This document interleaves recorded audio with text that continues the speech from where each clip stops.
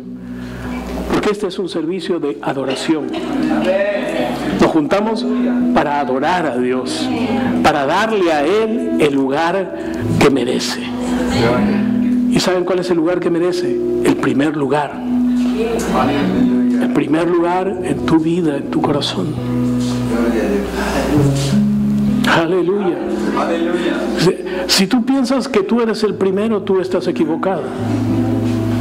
La Biblia dice que Él es el primero y Él es el único digno, el único digno, el único digno, el único que merece recibir la honra, la gloria y el honor por siempre. Yo sé que hay un montón de seminarios que te dicen cómo enseñarte a tener éxito en la vida, cómo puedes tener metas y llegar a concluirlas, llegar a obtenerlas, cómo puedes hacer esto, cómo puedes hacer lo otro. Y está bien, pero sabe una cosa, si Dios no es el que recibe la gloria, entonces no es nada. Piensa en esto. ¿Cuánta gente en el mundo hay que ha recibido premios y reconocimientos? Ha recibido premios Nobel, ha recibido reconocimientos de naciones. Yo conocí un doctor, mi esposa trabajó como secretaria de él, y cuando lo conocí, él me paseó por su consultorio y todo estaba lleno, todas las paredes del piso al techo estaban llenos de diplomas y el techo estaba lleno de diplomas. Todas las habitaciones eran así. Y luego fue a unos cajones, los abrió y dijo, y acá tengo unos que todavía no puedo colgar. Y tenía un montón guardados ahí. Todo el reconocimiento que había recibido a través de los años. Tenía ya como 70 años y la gente venía de provincias para tener una consulta con él y se pasaban todo el día en su consultorio porque él normalmente solo atendía a partir de las 7 de la noche. Y mi esposa le dejaba los files de las personas que debían atender en orden de llegada y él comenzaba a llamar en desorden. O sea, de repente que el que llegó primero lo atendía al último, ¿no? O sea, era una diva el tipo. Y entonces él me mostró eso y trató de ponerme el pie encima, ¿no? Diciéndome cuántas vidas había salvado, cuántas cosas había hecho y todo lo demás. Y yo le dije, yo trabajo en lo mismo. Se quedó mirándome, me dijo, ¿cómo? Salvo vidas. La saco de esta tierra y la mando al cielo.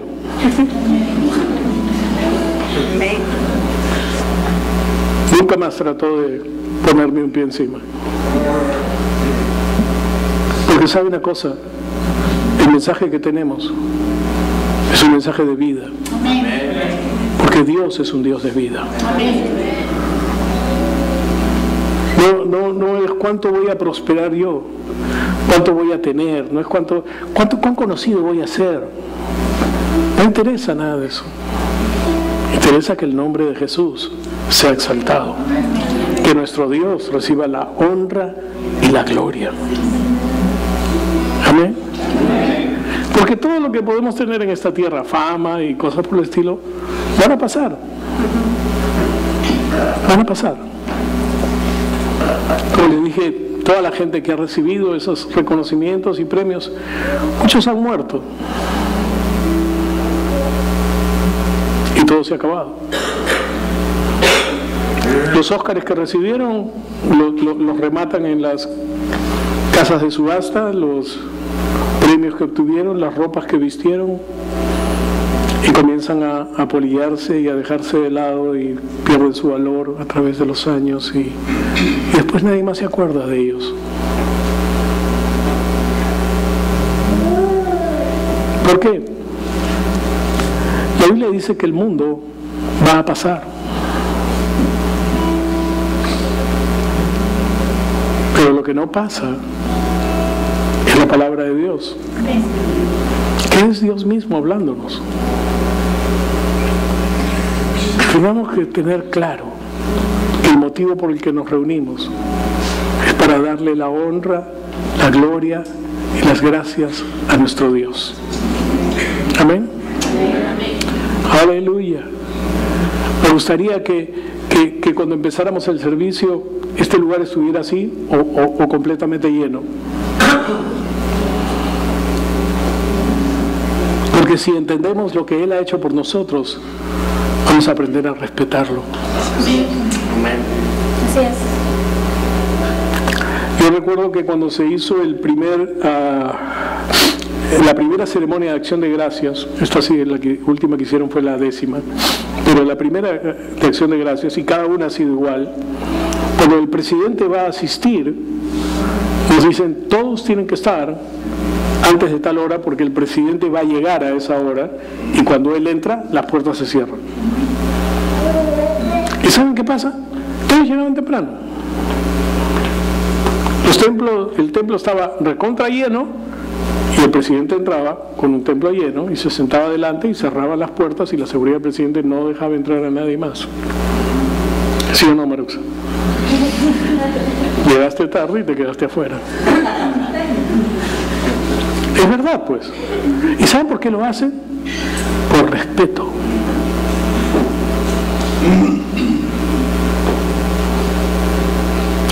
¿Cuánto respetas a Dios? Pastor, íbamos bien. Es la verdad. ¿Cuánto respetas a Dios?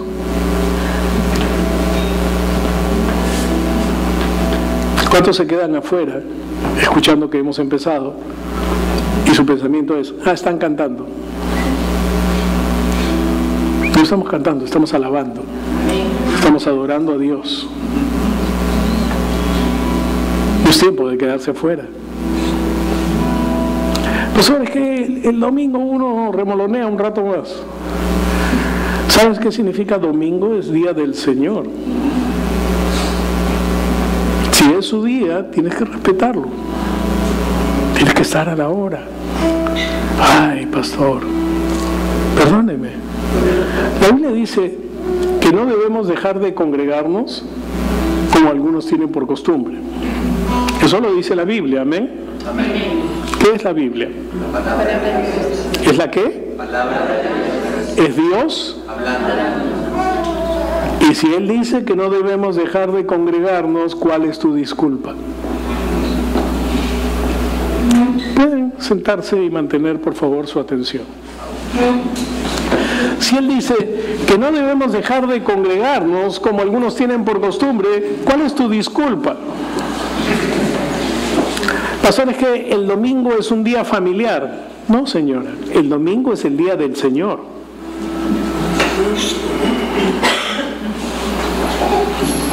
Es que el domingo viene mi abuelita a la casa. Tráela.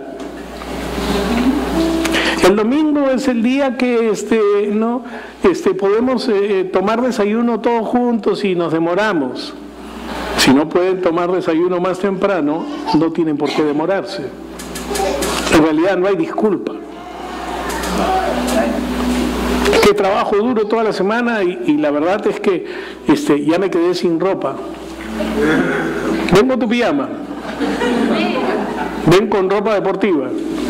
Pero sabes una cosa, nunca debes dejarte venir a la iglesia. Escuchaba a la pastora Daniela cuando estaba hablando ahora en el primer servicio y ella en realidad podría haber dicho, ¿no? Estoy recién operada, todavía tengo molestias, todavía me duele, todavía me cuesta sentarme, todavía me cuesta pararme, podría quedarme en mi casa descansando hasta que esté más fuerte. Y cualquiera de nosotros podría tomar esa disculpa, pero no quien entiende qué es la iglesia. Amén. Y nosotros somos el cuerpo de Cristo. Aleluya. ¿Te imaginas que te levantes un día y una parte de tu cuerpo no se quiera levantar? Tus piernas quieran seguir durmiendo. Es ilógico, ¿no? Pero nosotros somos un cuerpo. El cuerpo de Jesús, el cuerpo de Cristo. Estamos aquí en la tierra, en primer lugar, para darle a Él la honra y la gloria. Efesios dice que todo el proceso de la salvación ha sido para darle a Él gloria, darle a Él honra. Apocalipsis, que no es un libro de catástrofes ni nada por el estilo, sino es un libro de victoria, a cada rato está dándole gloria a Dios. Amén. Y dice que todos los ángeles están continuamente adorando a Dios, que los 24 ancianos se postran ante Él, rinden sus coronas y dicen: tú eres el Señor, a ti sea la gloria, la honra y el honor. Si vas al cielo, te lo digo, el cielo es un lugar de adoración y de alabanza. No piensas que es un lugar de juergas, ni parrilladas y salidas con amigos a conocer Júpiter, Marte y cosas por el estilo. No, el cielo es un lugar de adoración. Vamos a estar ahí adorándole a Él por la eternidad. Esto es sin noción del tiempo. Vas a decir: ay, pero todos los días vamos a alabar a Dios. No, ¿sabes qué? Cuando tú comienzas a alabar a Dios, el tiempo queda a un lado. Podríamos tener un servicio de solo adoración, los hemos tenido antes, de solo adorar a Dios y exaltar su nombre y proclamarlo a Él y declarar que Él es bueno. Porque eso es por el motivo que estamos aquí, que la gente pueda reconocer a Dios. Porque cuando tú lo alabas, tú lo bendices, tú glorificas su nombre, Él va a llenar y llenar y llenarte. Aleluya. Necesitamos la palabra de Dios para todas las cosas. Le contaba a los chicos ayer que George Mueller, un hombre tremendamente efectivo en su labor, creó varios orfelinatos donde tenía un montón de niños y todos eran manejados por fe. Es decir, él no le mandaba cartas a la gente y le decía: necesitamos que nos manden sus ofrendas, necesitamos que... No hacía campañas para colectar dinero y mantener... No, él solo oraba a Dios. Y Dios se preocupaba de proveerle lo que necesitaban él y los huérfanos. Él dice que nunca falló en una oración. ¿No saben una cosa? Antes de empezar a levantar estos orfelinatos, había leído la Biblia 250 veces. Y la siguió leyendo. Y su vida de oración estaba cargada de la palabra de Dios. Y él sabía que si él oraba conforme a su voluntad, él tenía lo que hubiere demandado. Y es una promesa para todos nosotros. ¿Qué necesitamos? La palabra. Que es Dios hablándonos, es Dios diciéndonos quiénes somos para Él, qué es lo que tenemos de Él y qué es lo que podemos hacer con Él. Es Dios hablando a tu corazón y diciéndote: ¿sabes qué? Quiero que corrijas esta actitud, quiero que corrijas esta cosa. Y entonces tú puedes corregirlo. ¿Sabes? Él no, cuando te muestra algo que debes corregir, no te dices: me has desgustado, ahora vas a tener... No. Él simplemente te muestra su palabra. Esto está bien. Cuando él escribe la carta a Filadelfia, es una de las, creo que 2 cartas en las que no les reclama nada. Porque a todas les dice: has hecho bien esto, pero tengo esto contra ti. Pero a Filadelfia no le dice eso. Le dice: has tenido poca fuerza, pero te has mantenido y has guardado mi nombre y no te has dejado contaminar. Yo voy a juzgar a los que alrededor tuyo están tratando de hacerte daño y voy a hacer que se arrodillen ante ti. Wow. Aleluya. Wow. ¿No sabes una cosa? Le dice algo más. Le dice: al que venciere. Esto es maravilloso. Al que venciere. Es Apocalipsis 3:12. Al que venciere, yo le haré columna en el templo de mi Dios y nunca más saldrá de allí. Al que venciere, yo le haré columna en el templo de mi Dios y nunca más saldrá de allí. Sobre él grabaré el nombre de mi Dios y el nombre de la nueva Jerusalén, ciudad de mi Dios, y la que baja del cielo de parte de mi Dios, y también grabaré sobre él mi nombre nuevo. ¡Wow! O sea, está hablando de nosotros, ¿sabes? ¿Qué es una columna? Tenemos acá columnas.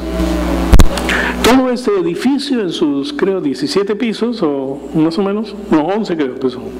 En sus 11 pisos están sostenidos por esas columnas y las bases que están debajo de la tierra, que no se ven, que son grandes. Y la columna descansa sobre eso y se levanta. ¿De qué está compuesta una columna? Una columna está compuesta de cemento, arena, piedras y fierro. Y tú puedes tener acá un montón de cemento, un montón de arena, y mezclarlo, y mezclar las piedras, y atravesar los fierros, y no tienes una columna. Te falta algo. Te falta el agua. El agua es lo que hace que el cemento y la arena se solidifiquen con las piedras y los fierros que la atraviesan, y entonces tú puedes edificar una columna. La Biblia dice que el agua es la palabra de Dios. Sin el agua estamos en nada. Es más, sin agua no sobreviviríamos.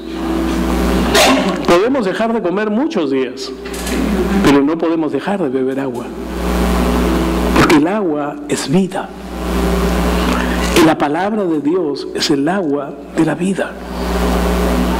Si tú no entiendes esto, si tú no entiendes que es Dios hablándote a ti, dándote vida, mostrándote el camino de la vida, llevándote a ese lugar de dirección, guía y satisfacción que solamente Él te puede dar.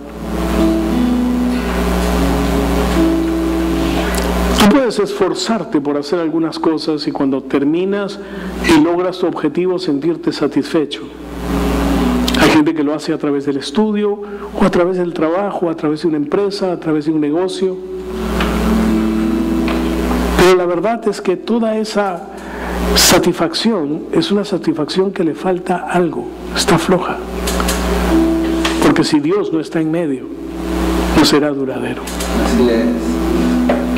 Si Dios no es quien lo respalda, si Dios no es quien lo sostiene, entonces no llegará a nada.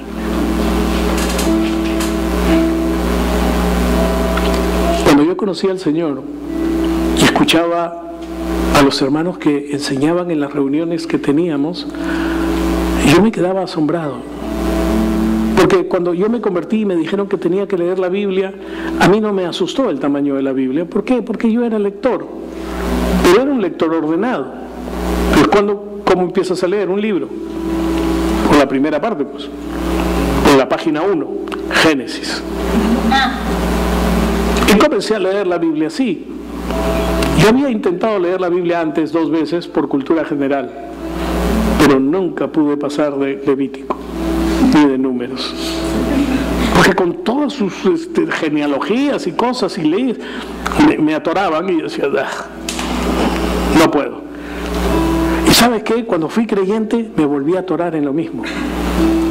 Y yo no entendía cómo esta gente podía decir, porque en tal versículo dice esto y tal otro, y que hacían la Biblia así, y de repente comenzaban a leer y decían, ¿cómo pueden saber? ¿Cómo pueden aprender? ¿Cómo pueden tener esa memoria y saber dónde está esto y dónde está el otro?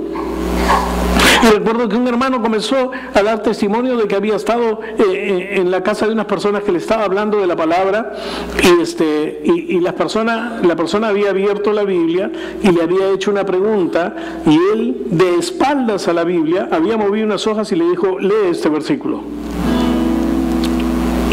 Y la persona encontró la respuesta que estaba buscando. O sea, ¿cómo hizo eso? ¡Santo cielo!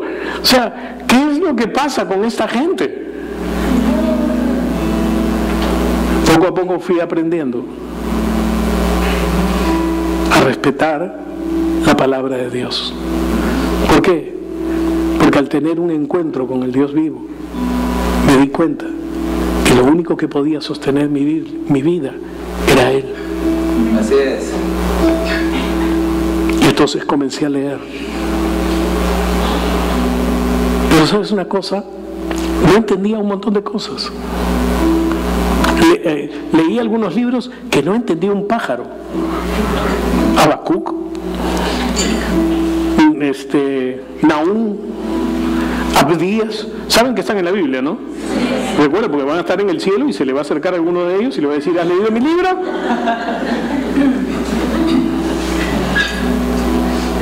Pero yo no entendía nada de lo que decía. Decía, ¿de quién hablan? ¿A quién le van a pasar estas cosas? Y cuando leí en el Antiguo Testamento que el justo recibe todas las bendiciones, que el justo, yo decía, yo quiero ser justo. Y trataba de esforzarme por ser justo. Y me caía de cara. Y yo decía, santo cielo, yo no puedo ser justo. Y llegó un momento en que me rendí y fui a renunciar. Y hablé con el hermano que me enseñaba la palabra, me daba los estudios bíblicos y le dije, ¿sabes qué? Yo no puedo ser cristiano porque yo fallo todo el tiempo, fallo en esto, fallo en el otro. O sea, yo no soy justo. ¿Y sabes lo que hizo? Él me miró y se rió.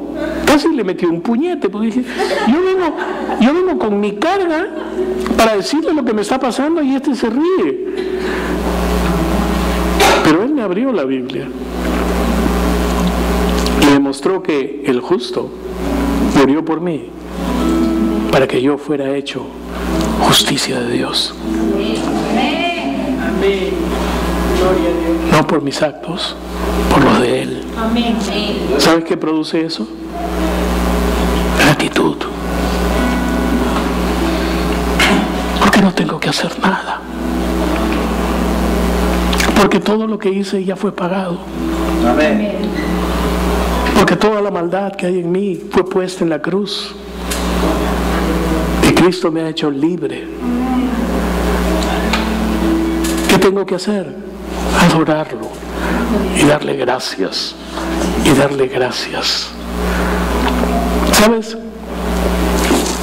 Siempre les digo a la gente que tienen que estudiar y que deben trabajar, que no deben ser ociosos. Pero también hay una forma para estudiar y trabajar sin que el trabajo ni el estudio se conviertan en una cruz sobre tus hombros.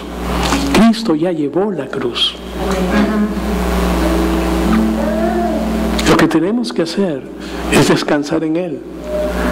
A mí siempre me molesta un poco cuando algunas personas dicen, no voy a ir a la iglesia el domingo porque tengo examen el lunes, el martes y el miércoles. No voy a ir a la iglesia porque tengo que presentar un trabajo el jueves y tengo que avanzarlo. Y no voy a ir a la iglesia porque tengo que hacer esto o tengo que hacer lo otro. Es decir, hacen las cosas al revés. La Biblia dice que Él es el dueño de toda la sabiduría, la inteligencia y el entendimiento.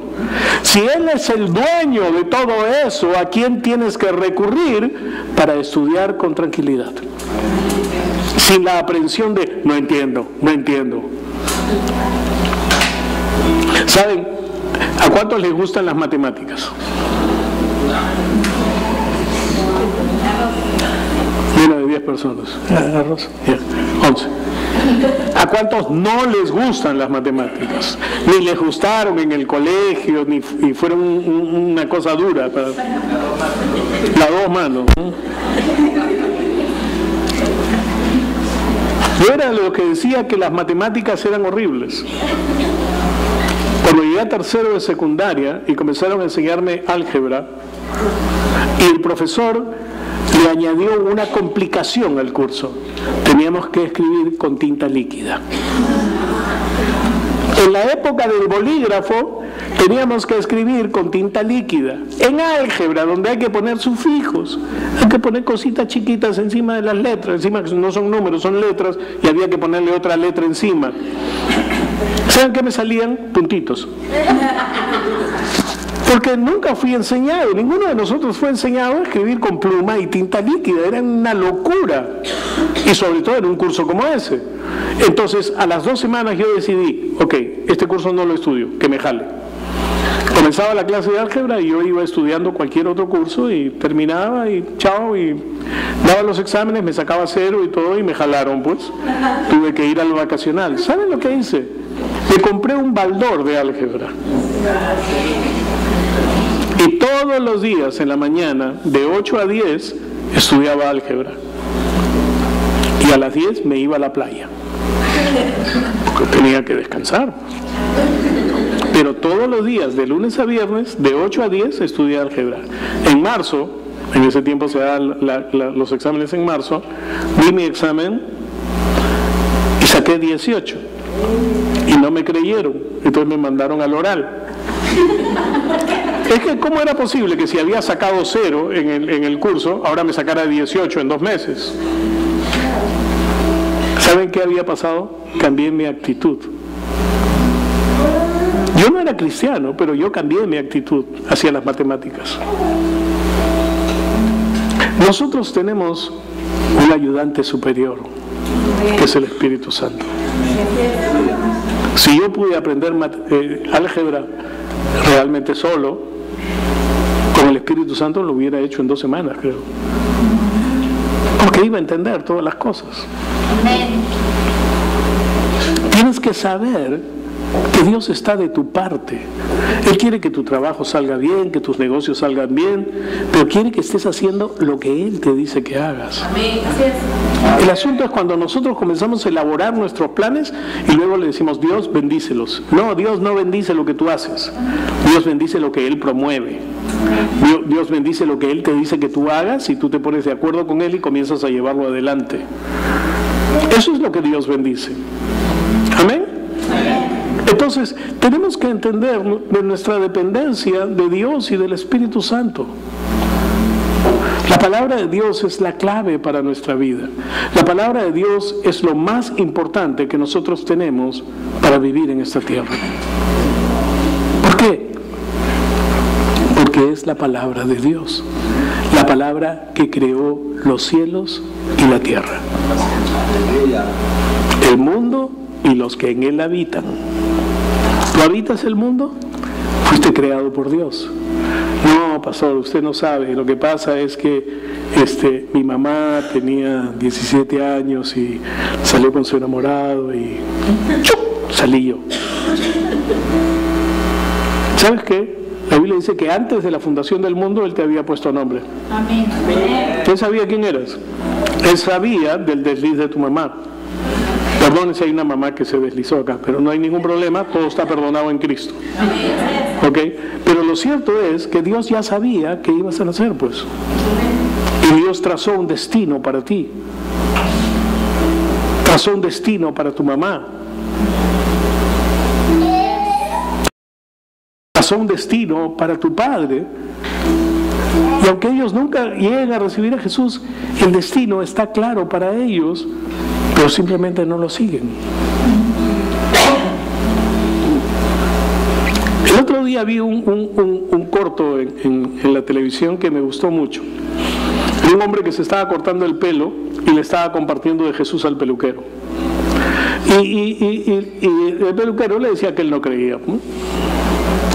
Y le hizo algunas preguntas que lo dejaron al hombre un poco turulato, lo dejaron pensando. Y cuando salió de la peluquería, estaba pensando así y voltea y ve a un muchacho con el pelo más largo que el pastor Dani. Pelucón completo.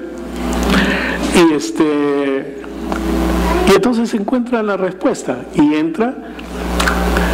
Porque este hombre le decía, si Dios existiera, no existirían todas las cosas malas que pasan en el mundo. Si Dios existiera, la gente no pasaría por estos problemas, o no moriría así, o no habrían guerras, y no habrían esto, y no habrían el otro. Entonces él entra con el pelucón a la barbería y dice, quiero decirle algo, sí, los peluqueros no existen. ¿Cómo que no existen? Le dijo, yo soy un peluquero. No, mire a este hombre. Él es un pelucón. Los peluqueros no existen. Entonces él se quedó diciendo, eso es lo que pasa. Él debería venir a usted. La gente debería venir a Dios. Amén. Las cosas pasan porque la gente no viene a Dios. Pero es muy triste cuando los creyentes no entendemos que podemos acercarnos al Dios que nos ama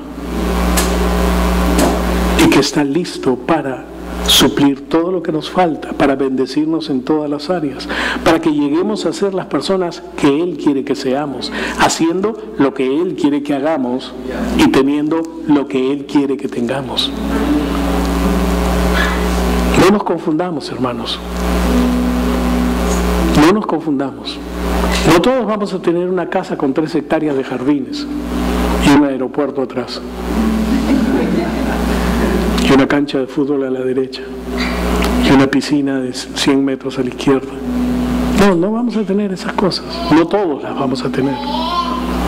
Pero tampoco importa.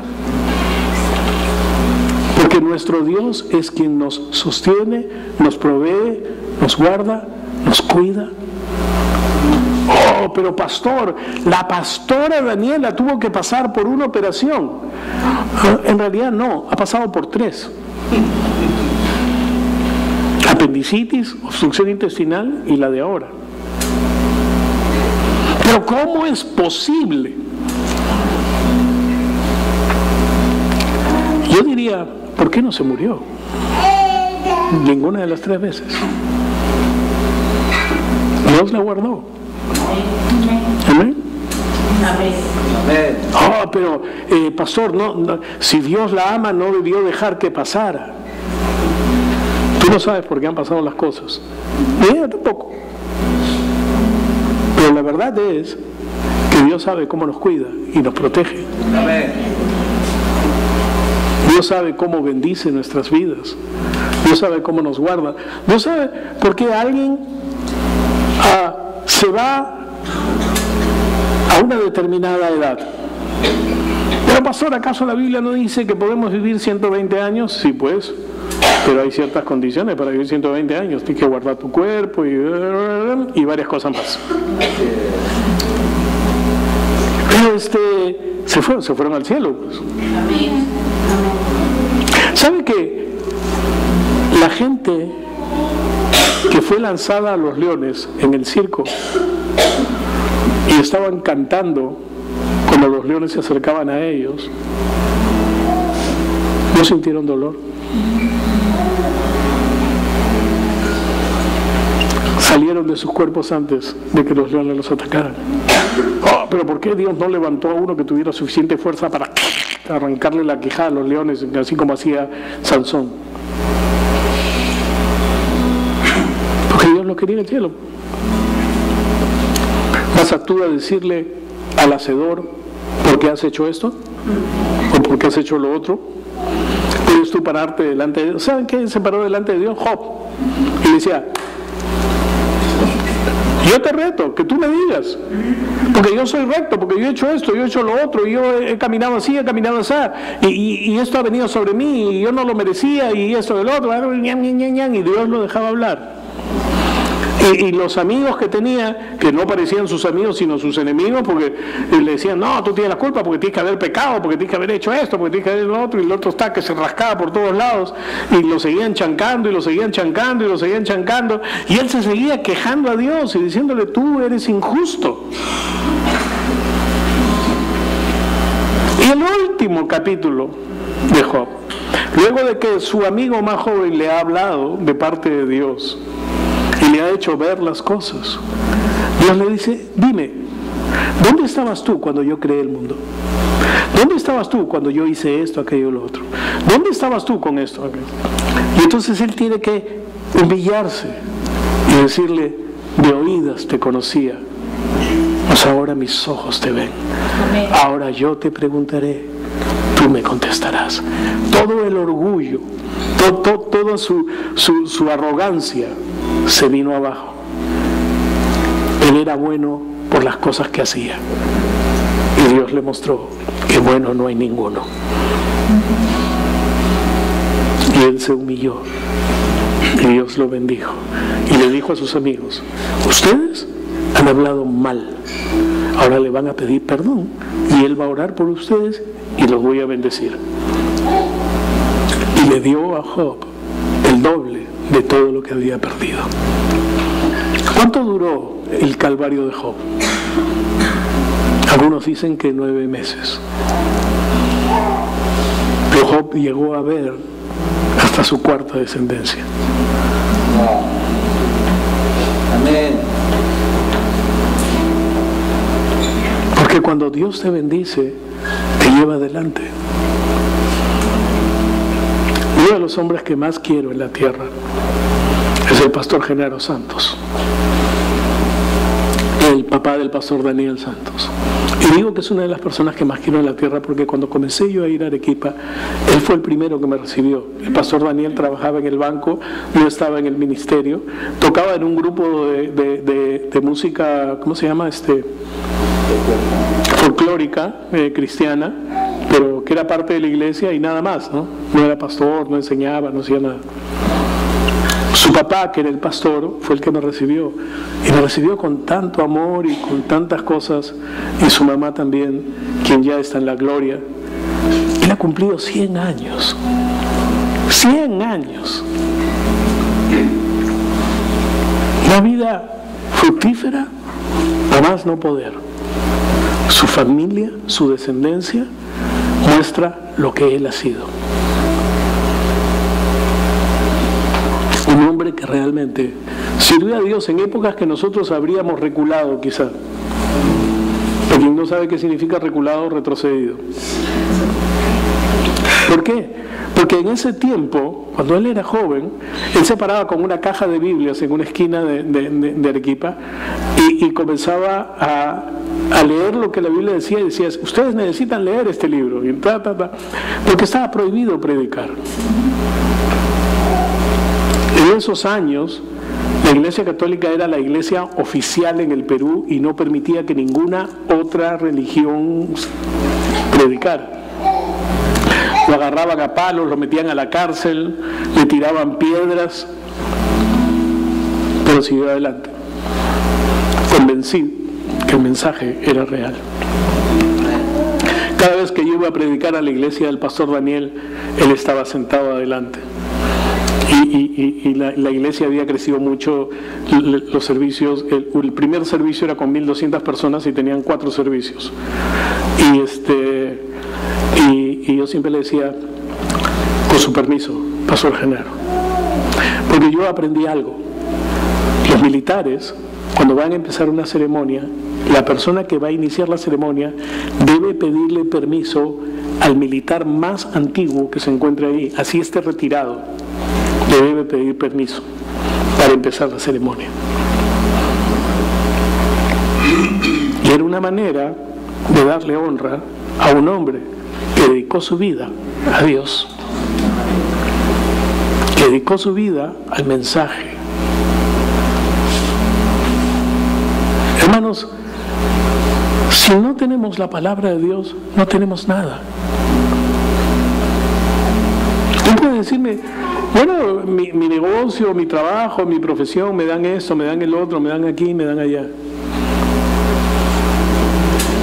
Cuando llegues al cielo, el Señor lo que te va a preguntar es, ¿qué hiciste de lo que yo había planeado para ti? No es cuánto lograste, cuánto ganaste, cuántas casas tuviste, qué hiciste con esto, qué hiciste. No, ¿qué hiciste de lo que yo preparé para ti? Hello.